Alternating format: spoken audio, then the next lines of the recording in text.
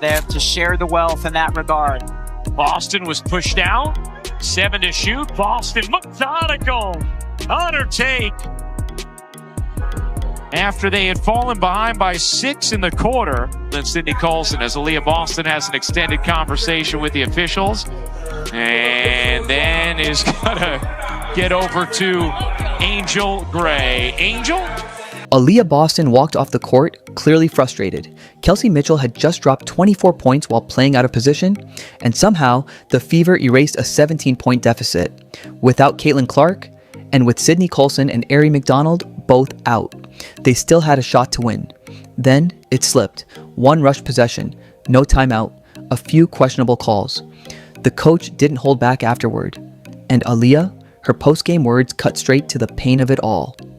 But before we get there, here's how it unraveled. Drop your thoughts on this brutal loss below. Let's break it down. 7-0 Indiana run. They're within 2 and a foul. This time, Peckers does get the call. I thought this might have been an offensive foul. Howard for the finish. Indiana's considering challenging this call, but they will not, as Peckers gets free. How do you run an offense when your entire point guard rotation vanishes overnight? For Indiana, that question became reality. Just days before facing Dallas, disaster struck in Phoenix. Cydney Colson tore her left ACL and Aari McDonald broke a bone in her right foot, both out for the season. In a single game, the Fever lost 2 veteran leaders expected to set the tempo, manage possessions, and anchor the offense. And with Caitlin Clark already sidelined since July with a groin injury, Indiana suddenly found itself without its top 3-point guards. No true ball handlers, no one to navigate full court pressure, and no one to execute the offense the way this team was designed to run. You guys, the players, the coaches, to losing Cyd and Aari? Yeah, I mean, first and foremost, just brokenhearted for them. They're 2 really good people that you hate to see this happen to. They've been an integral part of what we've been doing, and so hate it for them. Unfortunately, it's part of the deal, and we've got to roll with it. And we've got players in that locker room who believe in one another. Players in that locker room who are as competitive as all get out.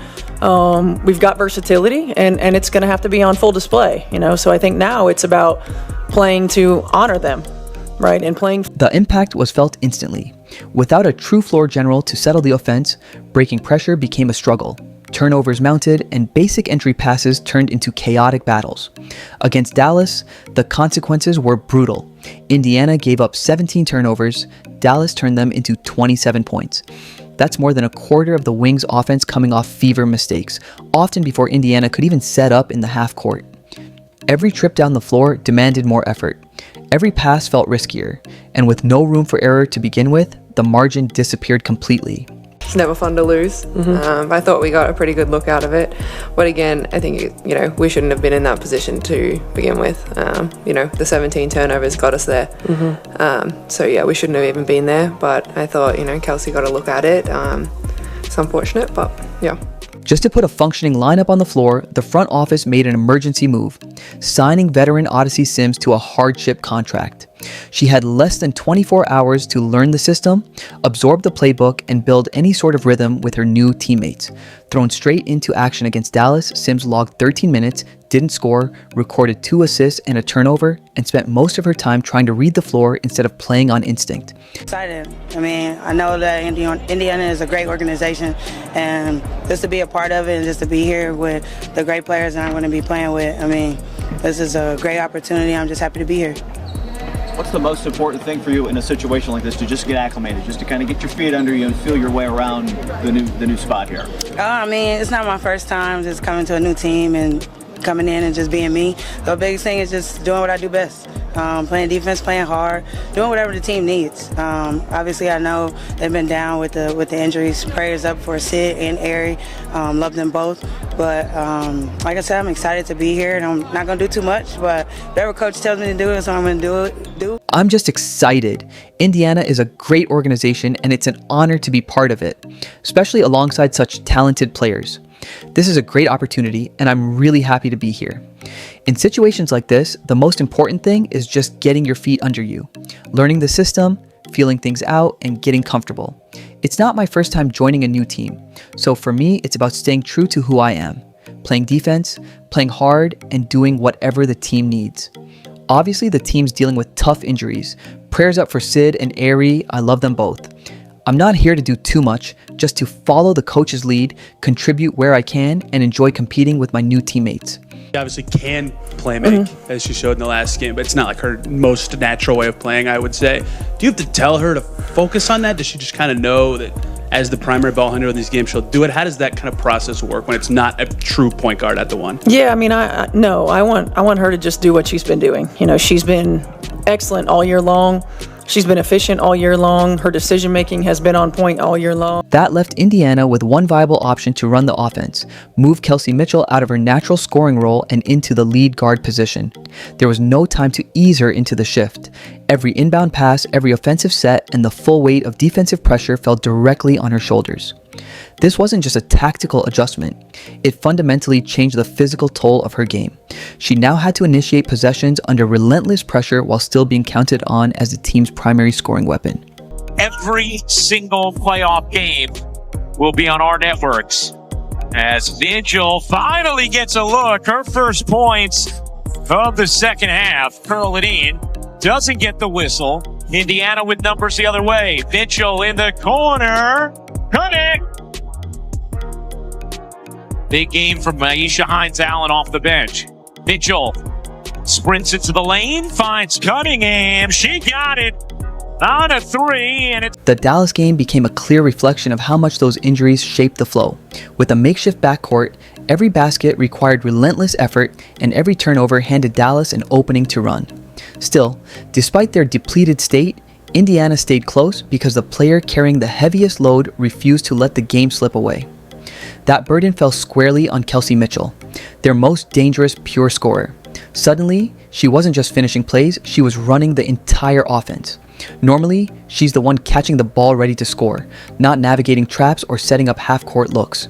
But with Colson, McDonald, and Clark all out, Mitchell was the lone option to initiate, and Dallas knew exactly where to focus their pressure.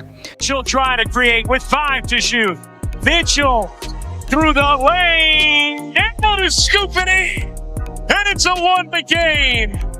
Arch right, but you know she loves to go left. How many defenders try to come over and help about 3 and still able to scoop it up and in? On paper, her stat line looked strong. 24 points on 7 of 15 shooting, including 4 of 7 from beyond the arc, plus 6 rebounds. But behind those numbers was a constant grind. Nearly every possession began with the ball in her hands, facing defensive schemes aimed at draining her stamina. Dallas flooded the backcourt with traps and quick doubles, turning every push up the court into a relentless fight. Each successful basket was immediately followed by another possession where she had to fight through pressure and summon the energy and focus to score again. Trying to create with 5 to shoot. Mitchell through the lane, and is scooping in, and it's a 1 game. Indiana ball down 1.7 to go. Cunningham has to get it in. Mitchell in the corner, can't hit, and Dallas hangs on. 81-80 the final as the Wings win a thriller in it. It showed in moments, some possessions ending in turnovers, a few forced passes when lanes disappeared too fast, but Mitchell kept finding ways to keep the fever in the game. In the fourth quarter, down by double digits, she sank a deep 3 well beyond the arc, then urged her teammates to lock down on defense. Shortly after, she orchestrated a crisp pick and roll with Boston, delivering a perfectly timed pass for an easy basket. These weren't just scoring plays, they were clear signs of leadership. Just to outlet and attack in transition. When it got to the point where we didn't attack and we just started dribbling sideways, I probably should have used it at the 3-second mark instead of a little bit later. I thought Kels might have had a baseline drive, that she ended up coming back to the middle, and so I didn't like that. But I did want us to push in transition with a low clock and limited. This wasn't Mitchell's natural role, nor a sustainable game plan for long-term success. Relying on one player to handle nearly all the scoring and playmaking makes them an obvious target for a defense keyed in on stopping them. That's exactly what happened here. Every play began and ended with Mitchell. When Dallas managed to slow her down, the Fever's offense stalled. Yet, the fact that she kept them within striking distance speaks volumes about her grit. Mitchell's effort, under these conditions was near her absolute limit. She was the engine, the clutch shooter, and the vocal leader, rallying teammates despite foul trouble and frustration with the referees. For opponents, her stat line grabs the headlines. For the Fever, it's the countless unseen hours of relentless effort she poured in to keep the team afloat in a role she never asked for.